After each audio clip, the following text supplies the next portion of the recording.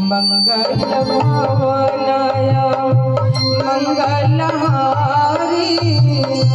मंगलहारी प्रभु सुदशरथ अजुर बिहारी मंगल भवनाय।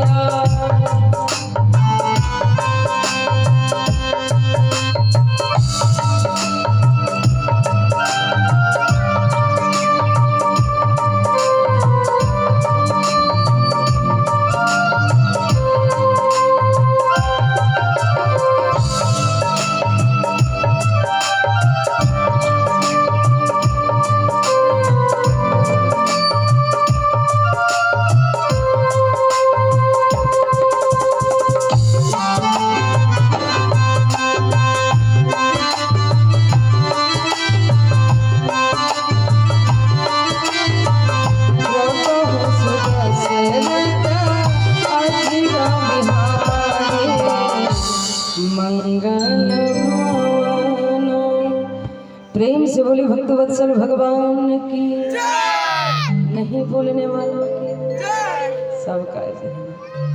प्यारे सज्जनों, संत कहते हैं ना भैया आवाज बढ़ाइए ना, इसको छेड़िए मत, देख जैसा रहने दीजिए ना, पूरा कम आवाज हो गया इसका।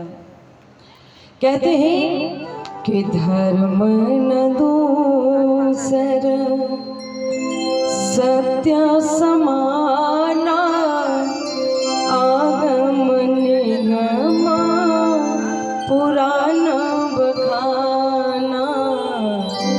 धर्म न दूसर, बोले धर्म न दूसर सत्य समाना आगम निगम पुराण बखाना। धर्म क्या है? रामचरितमानस की ही कथा आती है कि आज महाराज राजा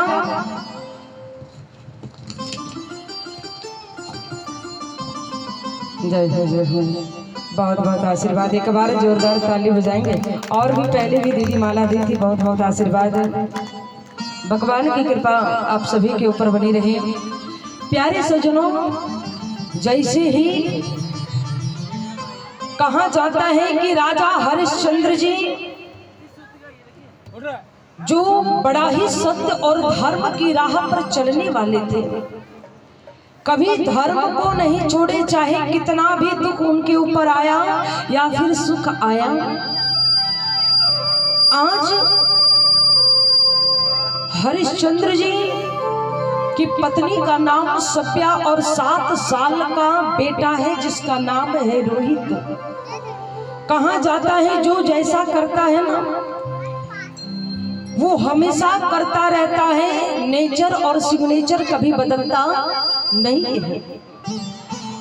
आज महाराज राजा हरिश्चंद्र जी चक्रवर्ती सम्राट हैं अवधपुर धाम के। एक दिन भगवान को लगा कि आखिर मैं भी थोड़ा परीक्षा लूं कि कितना ये धर्म और सत्य को मानता है। आज हरिश्चंद्र जी का काम था प्रत्येक दिन दान देना और दान के साथ दक्षिणा देना। दिन रात हरिश्चंद्र जी ये किया करते थे। एक दिन की बात है कि रात्रि में वो विश्राम किए। जैसे रात में सोए तो स्वप्न में देखे कि मैंने सर्वस्व दान कर दिया। प्रातः काल उठे तो अपनी पत्नी से कहने लगे, देवी मैंने रात्रि में स्वप्न देखा कि सर्वस्व दान कर दिया। देखिए, दान करने से 2 फायदा होता है, पहला इस लोक में और दूसरा परलोक में। दान का 6 हेतु होता है। कितना हेतु है? 6 हेतु। कौन कौन? लाजयुक्त, भययुक्त, स्वार्थयुक्त, मनोतियुक्त, नियमित दान और धर्मदान। ये 6 तरह के दान लोग करते हैं। कोई लाज से किया, अरे वो दे रहा है तो हम भी दे दें। कोई भय से करता है कि अगर हम नहीं देंगे तो कुछ हो ना जाए। लाजयुक्त, भययुक्त, स्वार्थ। तीसरा है स्वार्थ। हम किसी को दान देते हैं ना तो सोचते हैं कि ये दे रहे हैं तो इतना हो जाए, जिसके पीछे स्वार्थ छुपा होता है। लाजयुक्त, भययुक्त, स्वार्थयुक्त और चौथा है मनोती।